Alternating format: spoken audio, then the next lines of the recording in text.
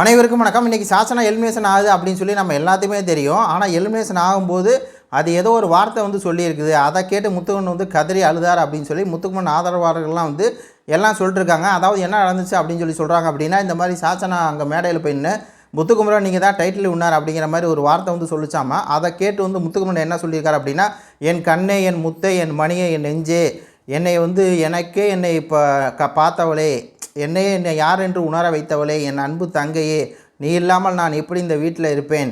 நீ தான் டைட்டில் உணர் வந்து அடிச்சிருக்கணும். ஆனால் நீ இப்போ என்னை சொல்கிறது எனக்கு மிகவும் மகிழ்ச்சியாக இருக்கிறது. உனக்காகவே நான் டைட்டில் உணர் வந்து அடிப்பேன் அப்படிங்கிற மாதிரி வந்து அவர் சொன்னதாக ஒரு தகவல் வருது. இது வந்து சாசனா வந்து இப்படி சொல்லியிருக்குமா? ஆனால் நீங்கள் தானே டைட்டில் உணர் ஆவீங்க அப்படிங்கிற மாதிரி சொல்லியிருக்குமா அப்படின்னு சொல்லி அந்த ஒரு கேள்வி இருக்குது. சொல்லியிருக்கோம்.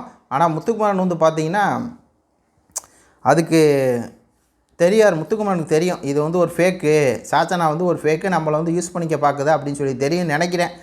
அப்படி நினச்சி அவர் இதுக்கு மேலேயாவது கேம் வந்து விளையாடணும். ஏன்னா இப்போ பார்த்தீங்கன்னா இவருக்கு இருந்த ஒரே பெரிய எதிரி யாருன்னா சாசனா தான்.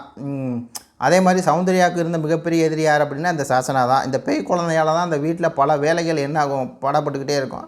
அப்படி இருக்கும்போது அவர் வந்து அழுதது சரி. கண்ணே, மணியே, முத்தே, செல்லமே, அன்பே, ஆறுயிரே, இளவலே, இன்பத்தென்றலே, மணியே, கனியே அப்படின்னு சொல்லலாம். ஏன்னா வந்து தங்கச்சி, உயிர் தங்கச்சின்னு சொல்லலாம். ஆனாலும் கூட அவர் கேமை இதுக்கு மேலே புரிஞ்சுக்கிட்டு விளையாடணும் அப்படிங்கிறது தான் என்னுடைய கருத்தாக இருக்குது. உங்கள் கருத்துக்களை வந்து சொல்லுங்கள். இன்னும் கொஞ்சம் நேரம் பேசலாம்னு நினைக்கிறேன். சரி போதும், அன்பு தங்கை போனதில் அவர் கொஞ்சம் வரட்டும்.